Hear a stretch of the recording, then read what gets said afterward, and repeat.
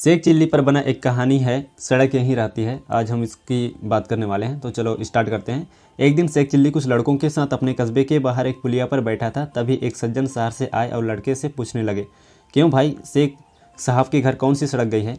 Sheikh chilli के पिता को सब लोग शेख साहब कहते थे। इस गाँव में वैसे तो बहुत सारे शेख थे, परंतु शेख साहब चिल्ली के अब्बा जान को ही कहलाते थे। वह व्यक्ति उन्हीं के बारे में पूछ रहा था। वह शेख साहब के घर जाना चाहता था, परंतु उसने पूछा था कि शेख साहब के घर कौन सा रास्ता जाता है।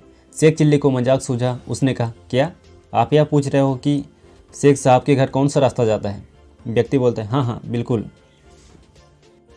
इससे पहले कोई लड़का बोले, शेख चिल्ली बोल पड़ा, इन तीनों में से कोई भी रास्ता नहीं जाता, तो बेटा कौन सा रास्ता जाता है? कोई नहीं।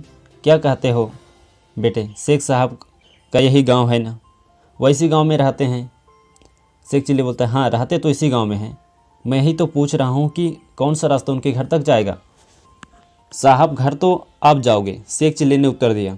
यह सड़क और रास्ते यहीं रहते हैं और यहीं पड़े रहेंगे, ये कहीं नहीं जाते। ये बेचारे तो चल भी नहीं सकते, इसलिए मैं कहा था कि ये रास्ते, ये सड़कें कहीं नहीं जाती, यहीं पर रहती है। मैं शेख साहब का बेटा चिल्ली हूँ। मैं वह रास्ता बताता हूँ जिस पर आप चलकर घर तक पहुँच जाएंगे।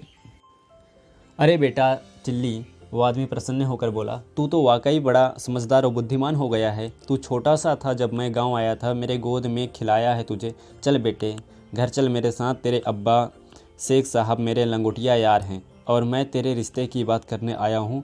मेरी बेटी तेरे लायक है, तुम दोनों की जोड़ी अच्छी रहेगी। अब तो मैं तुम दोनों की सगाई करा के ही जाऊँगा।